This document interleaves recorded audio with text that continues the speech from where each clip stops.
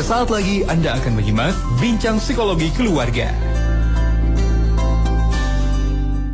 Terima kasih sahabat MK, Anda masih bersama kami di pagi hari ini. Memasuki segmen kedua, masih kita berbincang berkaitan dengan manajemen gadget begitu ya. Menarik tadi betapa pentingnya memang ketika gadget ini kita manajemen, karena pada akhirnya gadget ini juga bisa dikatakan sebagai ibaratkan pisau mungkin ya, Bu Lilis, Pak Wasmin. Manfaatnya bisa jadi banyak dan jadi tadi juga mudaratnya bisa jadi banyak kalau kita tidak mampu memanagenya. Lantas ketika memanage ini, kira-kira kita harus mulai dengan cara seperti apa dan bagaimana? Boleh dilanjutkan nih, Ya, Pak Wasmin dulu. Silakan. baik. Cara pertama adalah memahami betul pentingnya manajemen dalam mengelola gadget ini. Soalnya kalau kita hanya membahas saja apa itu manajemen caranya, tapi tidak merasakan pentingnya, maka biasanya akan sindrom nggak sustain ya. Sustainability itu kalau bahasa dulunya mah sindrom bubur ayam, gitu, anget-anget bubur ayam. Jadi Kalau dulu bukan bubur ayam, anget-anget. itu agak jorok ya. Anget-anget bubur ayam itu ya gitu, di awal aja semangatnya, berikutnya nggak di manage lagi. Ya, tadi dicontohkan sesuatu yang di manage itu akan lebih kuat. Kalau enggak, meskipun besar, tenaganya besar, dia tidak akan bermanfaat. Contohnya tak berbaris. Innallaha yuhibbul ladzina yuqatiluna fi sabili shaffan ka'annahum bunyanun marsus. Jadi Allah menghendaki kita dalam surat As-Saff ayat 4 ini untuk menjadi barisan yang kuat. Artinya kita harus terorganisir. Harus terorganisir.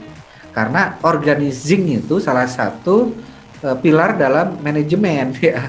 Di organisasi, diorgan-organkan, dikoordinasikan gitu.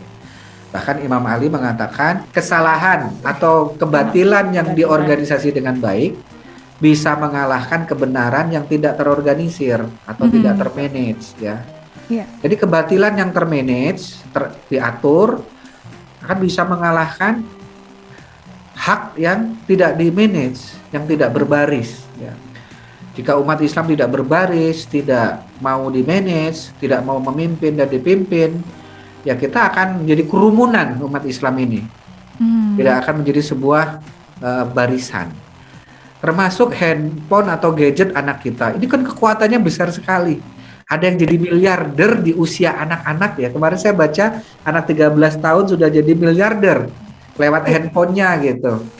Bahkan tadi malam saya baca ada seorang bukan YouTuber, TikToker ya, yang dia dari Afrika, kulit hitam tentunya, dipecat dari kerja, kemudian dia dari kerja itu bikin TikTok, malah pengikutnya, followernya hampir 83 miliar ya, 83 miliar ya. Itu lebih besar daripada akunnya TikTok itu sendiri, followernya TikTok itu sendiri. Iya. Ya, luar biasa berarti kan gadgetnya gitu. Itu siapa namanya ya? Namanya agak ke Arab-Araban gitu. Di TikToknya itu cuma menyederhanakan yang sulit. Hidup itu kok dibuat rumit ya. Cara membuat apa-apa dibuat rumit. Terus dia hanya ngebuat lebih mudah aja gitu. Ada yang ngupas kulit pisang kan susah banget pakai pisau. Dia cuma pakai tangan gitu doang. Gitu. Tapi memang yang lucu itu wajahnya gitu. Yang wajahnya yang polos gitu. Ada yang timun. ada yang buka timun pakai gigi. Kok hidup rumit-rumit amat, sama dia disederhanakan pakai pisau gitu. Tapi pesannya emang sederhana, bahwa make it simple. Hidup ini buat simple, jangan rumit. Nah, yang menarik gadgetnya itu loh. Kok dari gadget yang sederhana itu sekarang dia jadi miliarder gitu.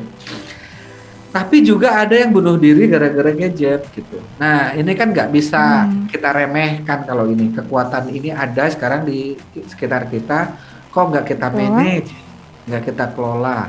Maka kalau gitu kita harus belajar ilmu pengelolaan, dan setelah pembahasan ini langsung dipraktekkan ini. Karena barangnya udah ada, anaknya ada gitu. Gimana caranya gitu ya. Itu Teh. Baik. Kemudian kira-kira apakah perlu ada kesepakatan terlebih dahulu nih antara orang tua dengan anak begitu ya? Kira-kira seperti apa nih, Pak Was? Baik. Ya, silakan. Yang pertama tentu materi ini diberikan ke anak. Kalau bagi anak, bagi keluarga yang selama ini mengalir aja ya, nggak ada nggak ada kesepakatan, nggak ada apa-apa, gadget yang cuma dikasih dia buat belajar, setelah belajar juga nggak tahu kita ngapain, apalagi kita kerja nggak sempet ngawasin. Maka ilmu ini nanti disosialisasikan ke anak. Nah, gadget ini luar biasa gitu ya, gadget ini luar biasa besarnya manfaatnya, luar biasa hebatnya. Kamu bisa kemana aja, kamu bisa apa aja lewat gadget ini. Kamu mau bikin layang-layang bisa, mau bikin boneka bisa, mau bikin menu makanan bisa, mau bikin bom bisa, bahkan tutorial bikin pesawat juga bisa gitu ya. Tutorial bikin apa yang nggak ada itu apa sekarang? Lebih banyak yang tidak adanya daripada yang lebih banyak yang adanya daripada yang tidak adanya. Betul. Bahkan sampai mungkin cara menanam ganja juga ada gitu. Jadi sekarang di situ semuanya ada, mau berbuat baik ada, mau berbuat jahat juga ada. Nah, karena ini kekuatannya luar biasa, maka saat ini di rumah ini akan kita atur, akan kita manage. Selagi kamu di rumah ini ada dalam pengaturan orang tua. Gitu. Ya tentu saja nanti kita akan bertahap, tidak akan langsung gitu. Nah, itu dulu kumpulin tuh ya yang mahasiswa, yang bahkan yang udah kerja pun yang masih tinggal sama orang tua boleh nggak Pak Wasmin? Yang selagi dia masih tinggal sama kita ya boleh dong. Kalau memang nggak mau diatur lagi silakan. Jadi ribet Pak Wasmin. Ya kelihatannya jadi ribet, tapi kalau kita nggak lakukan apa yang terjadi? Nanti kita akan kena bom waktu loh, teriak gitu. Ada orang tua yang nggak mau ribet-ribet mengorganisasikan gadget atau tidak mau manajemen gadget. Baru setelah itu anaknya kecanduan, anaknya terpapar pornografi, anaknya ternyata masuk ke geng LGBT, baru tuh kebakaran jenggot tuh. Karena nggak mau ribet di awal. Tapi kalau kita mau siap untuk berjihad ya, berjihad, berorganisasi, mengorganisasikan gadget, malah nanti jadi simple. Karena memang mungkin manajemen ini ribet di awal, tapi kalau sudah berlangsung malah lebih simple. Tapi kalau lebih banyak membantu lah kita ya. misalnya mensimpelkan sesuatu, udahlah serahkan pada anak, mungkin percayakan di awal, aja deh. Ya gitu. di awal mungkin praktis, tapi kesananya bisa menjadi ribet juga. Ribet. Untuk anak tertentu kan tidak sama juga ya. Gambling lah ya. Oke lah, mungkin ada anak yang tidak perlu diatur dan fine-fine aja, tapi yang kayak gitu gambling. Iya, jadi ada sih beberapa anak dia sudah kesadaran sendiri gitu ya. Seperti mungkin kalau zaman kita ngelihat zamannya ya, kalau zaman saya dulu jadi udah anak-anak itu sudah misalnya dikasih tahu aja nasihat terus jalan aja sendiri gitu. Nah, apakah sama dengan zaman sekarang gitu ya? Nampaknya enggak sih, Nah, banyak itu. orang tua yang ngeluh ya. Nah itu karena dari fenomena yang terjadi juga orang tua yang nggak bisa. Kalau dulu mah kita kasih nasihat di awal misalnya dipanggil misalnya, nah ini gini kayak misalnya saya dulu sama orang tua misalnya dipanggil, kamu tuh perempuan itu nanti sudah besar itu meskipun kamu sukses akan ketiga sumur ke sumur dapur ya sumur dapur kasur gitu ya. Jadi kamu coba belajar ini. Nah itu tuh nempel ke pikiran saya gitu. Saya melakukan hal itu. Tapi ketika saya ke anak saya jawabannya ya aku nggak mau dipaksa. Aku nggak suka masak meskipun aku perempuan, aku nggak suka Sumur masak. sekarang nggak ada sumur ya, nggak usah nimba, tinggal pakai keran gitu. Dapur sekarang sudah bisa online gitu. Yeah. Kasur ya sekarang mah tergantung di mana aja lah gitu. Yeah. Jadi emang udah nggak bisa ya nasihat-nasihat dulu dipakai sekarang ya. Iya. Jadi kita misalnya udah percayakan. Kadang kalau misalnya saya juga di protes anak-anak saya, misalnya kok Bunda nggak percaya, justru percaya itu dengan cara ngecek itu justru kita percaya ya. Iya. Cek and check. Jadi istilahnya dicek di sidak gitu. Kalau disidak dan beberapa kali sidak dan dia ternyata clear, ya kita percaya gitu. Jadi kepercayaan itu kan dibangun ya, dibangun. Betul. Buktikan bahwa kamu layak dipercaya. Nah, beberapa kali sidak dan ternyata clear, ya kamu layak dipercaya gitu. Tapi kalau kamu mau disidak aja di password, ini ada apa? Kalau pengen dipercaya, pada akhirnya ya. Iya. Kalau pengen dipercaya kan kebalikannya, nggak dicuriga. Kalau pengen nggak dicuriga, jangan sembunyi-sembunyi. Kalau sembunyi-sembunyi semakin curiga kita. Kalau semakin ditutup-tutupin semakin curiga. Semakin terbuka, orang semakin percaya. Makanya ada istilah transparan artinya jika contoh kalau sebagai nanti anak kita jadi elit politik, semakin transparan semakin dipercaya, semakin ditutup-tutupi apalagi semakin birokratif, nah semakin nggak trust, itu nggak percaya. Ada juga banyak orang tua yang misalnya ke anaknya lagi apa, lagi sekolah, lama-lama orang tuanya curiga kenapa jam 10 masih sekolah ngerjain tugas gitu. Akhirnya penasaran orang tuanya semakin meningkat, kemudian dicek ternyata anaknya sedang menjelajah ke pornografi, menjelajah kekerasan gitu ya, ke arah sana.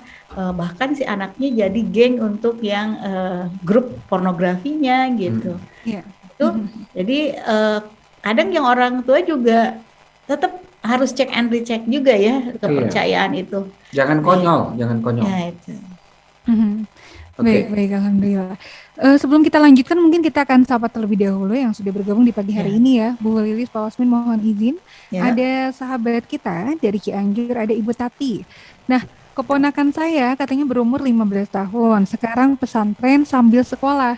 Sejak di bangku SMP sudah ketagihan gadget dan ibunya tidak bisa mengelolanya, hanya bisa mengomel setiap hari. Yang menjadi masalah sekarang di pesantrennya tidak diperbolehkan menggunakan handphone. Akhirnya keponakan saya suka cari cara agar bisa pulang demi ingin ketemu sama handphone katanya. Bagaimana solusinya Pak Wasmin dan Bu Lilis? Mohon nasihat untuk keponakan sekaligus ibunya, karena saya juga akan mengirimkan nasihat untuk ibunya juga yang sudah kebingungan, jadi hanya bisa mengomel pada anaknya. Tuh kan ya, jadi ribet kan? Iya. Ini kan dampak. Ini dampak dulu nggak digunakan manajemen. Kalau nah dampaknya ngomel, jadi ribet sekarang ya. Kalau nggak ngomel ngancem, kalau nggak ngancem bandingkan. Iya. Itu. Jadi nggak menggunakan manajemen, tapi menggunakan ngomel. Dianggapnya ngomel itu bagian dari manajemen. Nggak ya, ngomel itu tidak bagian dari manajemen. Atau misalnya ke arah tadi bandingin. Orang lain itu bisa kok, yang lain juga sama ke pesantren gitu ya, lepas dari gadget, kenapa kamu nggak bisa gitu. Nah itu sudah membandingkan. Nah, dari Cianjur barusan membuktikan bahwa manajemen itu nggak ribet. Iya. Justru supaya kita nggak ribet. Nih, buktinya ini sekarang jadi ribet.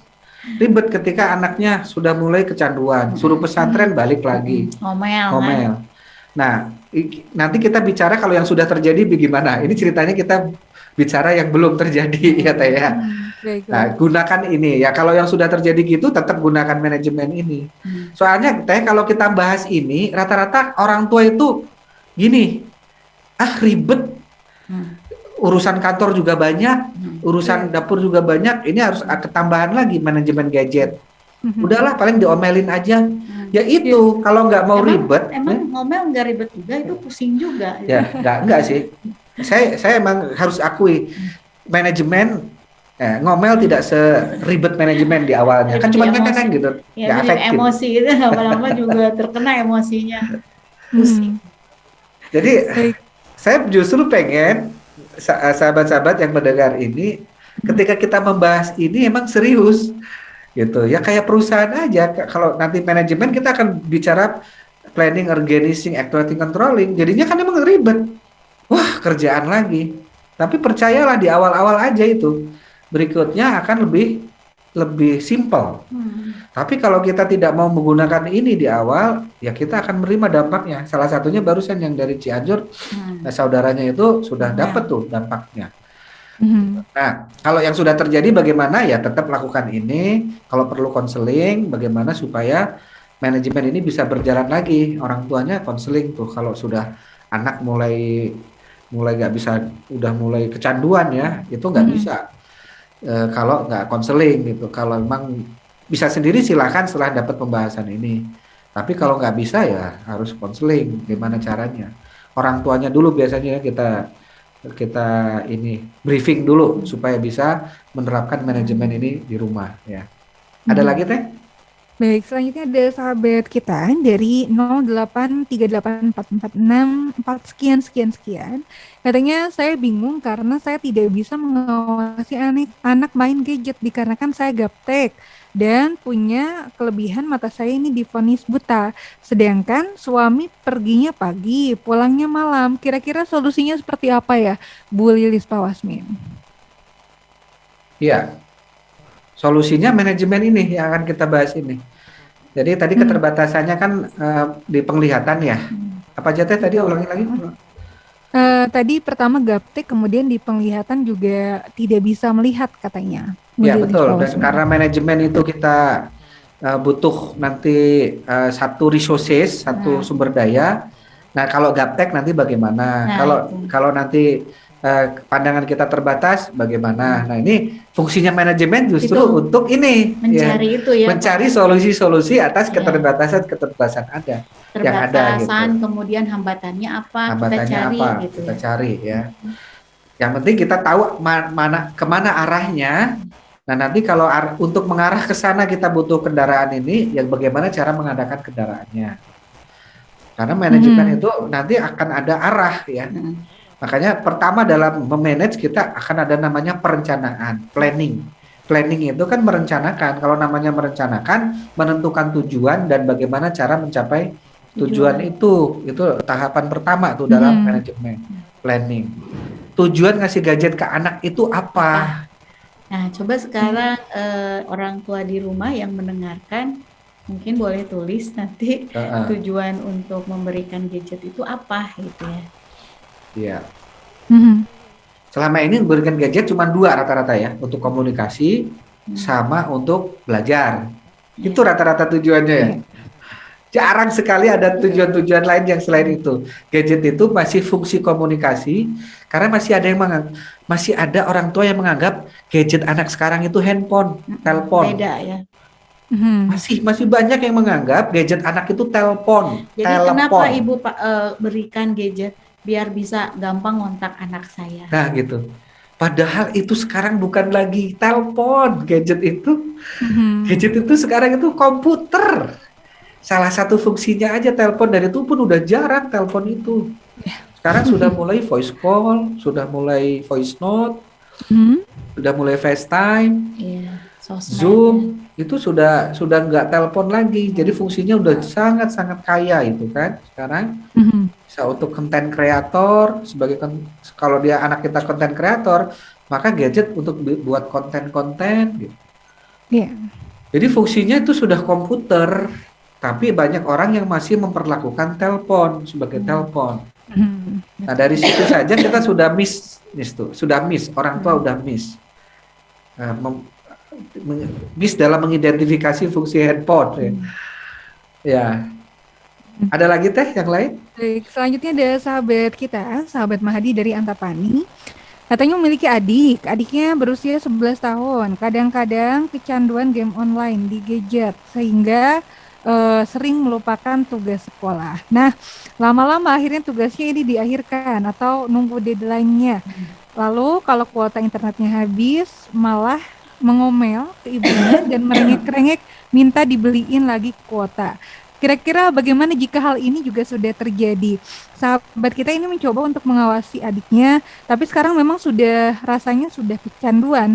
Disuruh sholat jadi susah, ngaji jadi susah, makan juga jadi susah katanya. Wah, jadi kakaknya luar biasa ini ikut mendengarkan ini sekarang ya. Luar biasa, sudah sangat peduli. Bagus teh, dengarkan ini dulu terus sampai tuntas.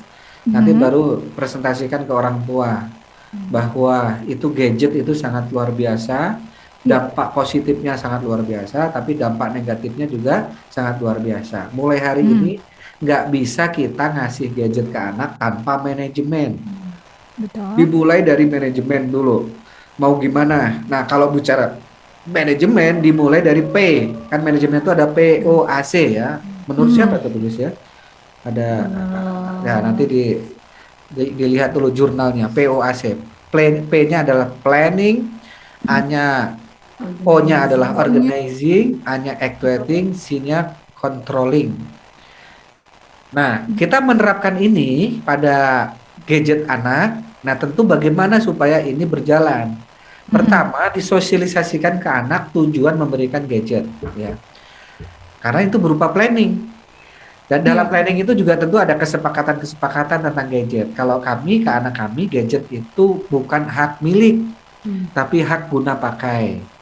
Jadi pasti kasih ke anak, nah ini handphone ini atau tablet ini, komputer ini adalah hak guna pakai. bukan hak milik. Kalau hak milik bisa kamu jual kan Jus seenaknya. arteri. Jus arteri ya, itu ada POAC. Bukan hak milik. Kalau hak milik bisa kamu jual. Iya. Dan tidak perlu mengganti. Tapi ini hak guna pakai, artinya itu milik ayah bunda. Tapi sekarang digunakan sama kamu gitu. Tapi kan uangnya dari aku yang nabung ayah misalnya. Iya, makanya kita kalau ngasih gadget itu setengahnya dari uang kita, jangan semua uang anak. Biasanya kalau anak punya 3 juta, kita belikan handphone yang 6 juta gitu. Biar artinya kita invest di sebagiannya, biar kita sebagiannya bisa ikut berpartisipasi dalam manajemen. Gitu. Tapi jarang juga sih orang tua yang kayak gitu. Rata-rata sih 100% dari uang orang tua ya. Iya. Sebetulnya kalau 100% dari orang tua malah lebih gampang. Karena anak merasa itu gadget orang tua gitu. Nah, apa konsekuensi dari dua istilah ini? Ada istilah hak milik, ada istilah hak guna pakai. Karena ini hak guna pakai, maka kalau itu hilang ya kamu harus tanggung jawab. Bagaimana? Mungkin nabung, nggak bisa langsung dibelikan begitu aja. Karena itu hak guna pakai, bukan hak milik, maka penggunaannya pun sesuai dengan amanah yang diberikan. Kalau nanti ada penyimpangan penggunaan, ya akan ditarik lagi. Nah, itu dari dua istilah itu aja anak mulai paham tuh bedanya antara hak milik dengan hak guna pakai. Hak milik artinya dia memiliki sebebasnya, bahkan bisa menjual, ngilang juga seenaknya biarin. Itu kalau hak milik. Tapi kalau hak guna pakai, dia harus bertanggung jawab pemeliharanya, karena bisa dikembalikan lagi dan dipakai sesuai peruntukannya. Kalau terjadi penyimpangan penggunaan, bisa ditarik dalam waktu tertentu atau waktu yang tidak dibatasi gitu. Biar ngeh dulu tuh ya. Iya, dan kan fungsi orang tua itu adalah pendidik. Iya, pendidik. Jadi salah satunya ya. Iya, kalau misalnya anak memakai gadget kemudian ke arah yang nggak benar, ya harus dididik gitu. Iya, betul. Caranya ya tadi namanya mendidik bukan cuman menasehati, ngomel. Tapi namanya mendidik bisa jadi menarik barang yang kita berikan tapi tidak sesuai dengan peruntukannya bisa ditarik gitu. Betul. Anak nangis, biarin nangis sekarang daripada dia tersenyum sekarang nangis di masa depan. Mendingan nangis sekarang tapi masa depan tersenyum gitu. Betul. Nah ini kasih tahu nanti ke orang tuanya, kalau perlu di rekamannya nanti diputar ulang nih. Karena ini gadget kita luar biasa, daya rusaknya luar biasa, tapi daya pendidikannya juga luar biasa gitu. Ya, tergantung bagaimana manajemennya. Sesuatu yang tidak dimanage, dia meskipun besar akan lemah. Sesuatu yang dimanage, diatur, meskipun kecil, dia akan punya daya dobrak. Ya. Gitu. Jadi pertama dimulai dari perencanaan. Dalam perencanaan tadi ada kesepakatan, pendudukan kembali fungsi-fungsi. Terus kemudian dalam perencanaan juga ada tujuan. Tujuan, apa tujuan pemberian gadget ini? Berarti kalau gitu bicara peruntukan, tadi peruntukannya apa? Tujuannya adalah supaya dengan gadget ini kamu tadi tambah soleh. Apalagi Bu Lilis? Tambah rajin belajar. Tambah rajin belajar. Betul. Tambah sopan ke orang tua. Yang satu lagi terakhir tambah, ada 5 ya. Iya. Soleh, rajin belajar, sopan ke orang tua, ibadahnya tambah rajin, dan yang terakhir produktif. Itu 5 tujuan ini harus ada dalam manajemen gadget gitu. Jadi gadget itu ada 5 minimal. Kalau mau tambah-tambahin yang lain boleh lah. Misalnya untuk hiburan ya silahkan. Itu mah kalau yang hiburan nggak usah jadi tujuan mah, itu udah otomatis lah itu lah. Hiburan mah nggak jadi tujuan udah otomatis. Ya oke lah kalau gitu tambah hiburan. Satu penambah kesolehan. Jadi dengan adanya gadget dia tambah soleh tuh. Kedua, tambah secara akademik dia bagus, artinya belajarnya tambah rajin. Yang ketiga, ibadahnya nggak terganggu, justru tadi kesolehan tadi lebih ke arah kesopan santunan ya, soleh dan akhlak bisa digabungin lah ya. Soleh, tambah akhlaknya tambah bagus. Kemudian yang kedua ibadahnya, maksud saya gini tuh teh, ada anak yang setelah gadget malah jadi kancing, coplok gitu, malah jadi kasar gitu. Main game juga komentarnya sambil anjir, kuluk. Ada gitu main game kalah itu sambil komentar. Nah itu tuh itu penyalahgunaan gadget, itu langsung diambil aja. Mhm. Anak saya yang mahasiswa aja lagi conference dengan teman-temannya, aing ngomong aing langsung kita tegur.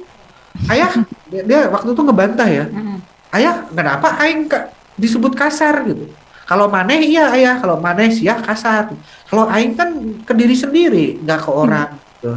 Kenapa kasar?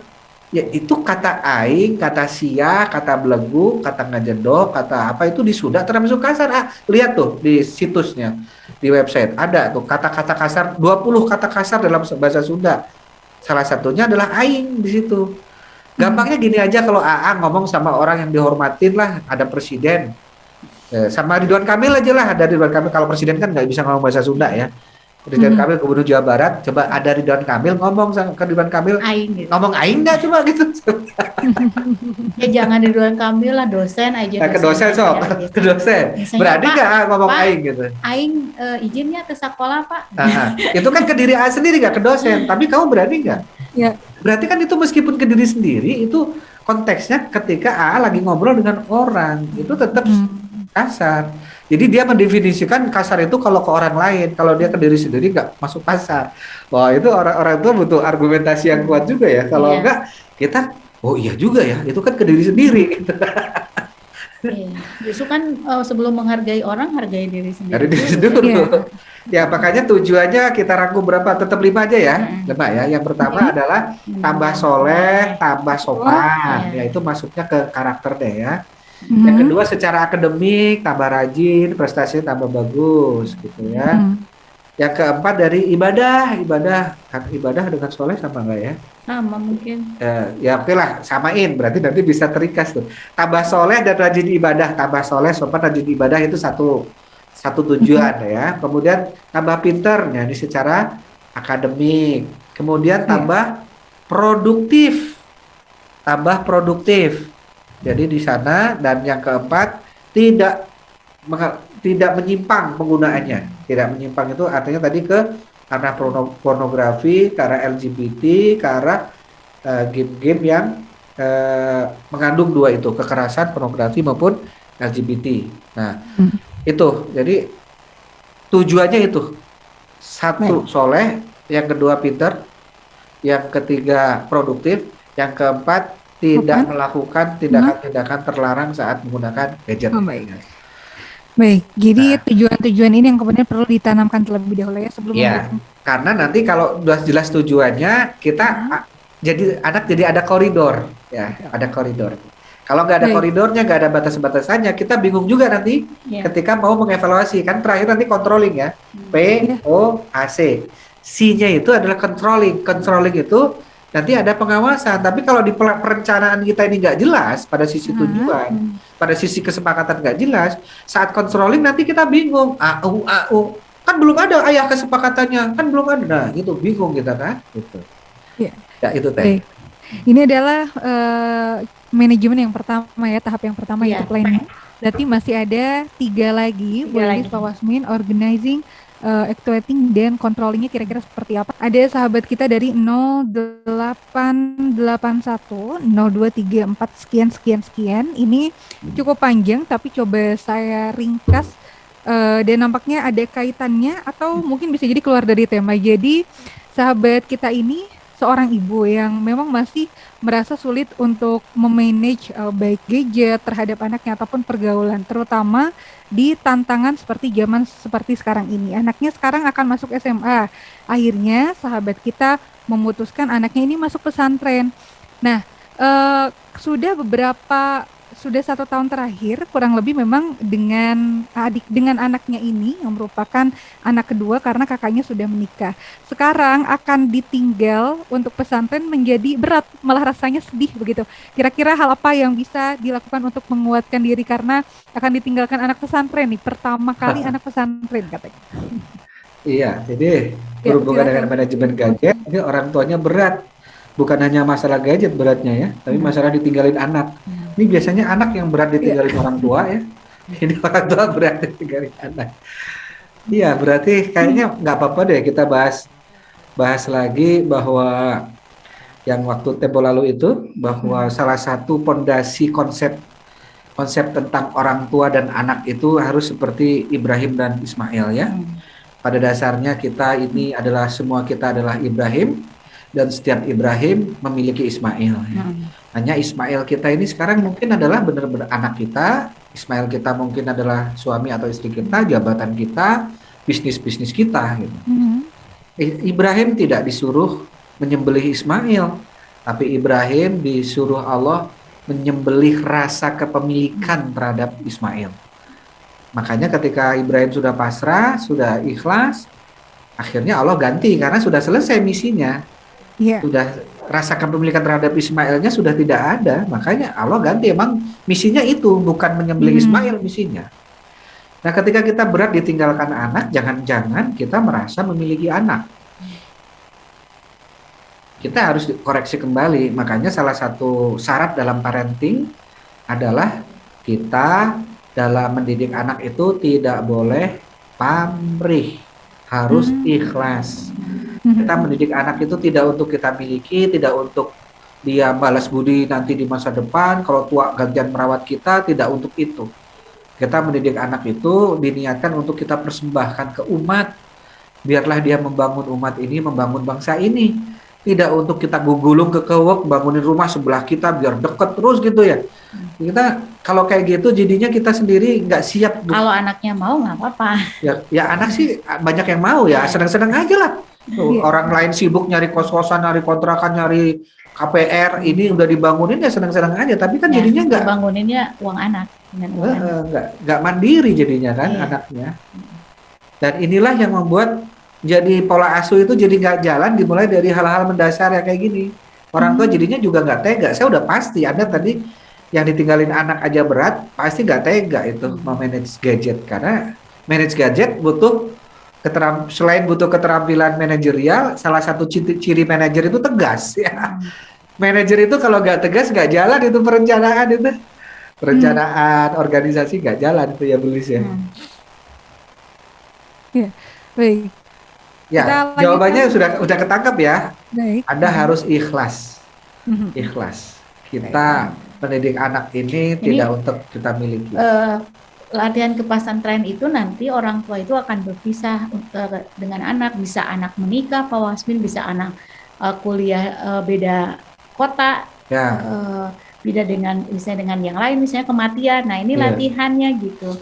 Dan pesantren itu pasti akan pulang juga, Pak Wasmin, ada kepulangan gitu. Jadi di orang tua ya sudah titipkan pada Allah. Lagian tujuan ke pesantren juga baik ya untuk ke arah kependidikan, titipkan pada Allah. Jadi orang tuanya ya tega untuk melepaskan anak. Pak Wasmin. Ada sahabat Dewi dari ujung Berung, kemudian sahabat Nur di Ranca Bayawak yang katanya kira-kira bagaimana memulainya, karena yang sulit itu adalah memulainya, apalagi sudah terlanjur nih Pak Wasmin, Bu Lilis untuk kemudian memanage ini. Iya, itu sama juga. Saya sebetulnya tidak benar-benar dari awal banget ya Bu Lilis ya. Makanya waktu sebelum COVID dulu itu kita sempat kumpulin di ruang tamu ya, 3 anak saya, karena yang 3-nya lagi kan belum punya gadget ya. Jadi 3 itu yang pertama yang sekarang udah kuliah, dulu itu waktu itu masih SMA ya. Terus yang kedua yang masih SMP, yang ketiga sebetulnya belum punya gadget ya. Tapi karena dia sudah mulai nabung, jadi saya kumpulkan juga. Saya kumpulkan di ruang tamu, saya kasih definisi-definisi tadi itu. Nah, gadget itu ayah bunda berikan bukan sebagai hak milik, tapi hak guna pakai gitu. Nah terus akhirnya kita kasih konsekuensi logisnya kalau hak guna pakai itu apa. Terus kita juga sampai batasi pada hubungan, kalau misalnya password. Di password juga kita sudah sepakati. Kalau kamu handphonenya touchscreen, salah satu jarinya jari ayah atau jari bunda, tergantung nanti. Gitu. Kalau yang touchscreen yang finger ya, finger lock ya, kuncinya pakai jari, nanti salah satu jari ayah. Nanti kalau ayah suatu saat sidak ternyata jari ayah nggak bisa, berarti sudah kamu ubah passwordnya, maka HP 2 hari ayah ambil. Kamu nggak sekolah nggak masalah. Kalau kamu nggak naik kelas juga nggak masalah gitu. Kok masuk ranah privacy saya gitu. Oh Kenapa iya, harus kita definisikan juga, Bu Lis, untuk diingetin sama Bu Lis. Kita definisikan juga apa itu privasi.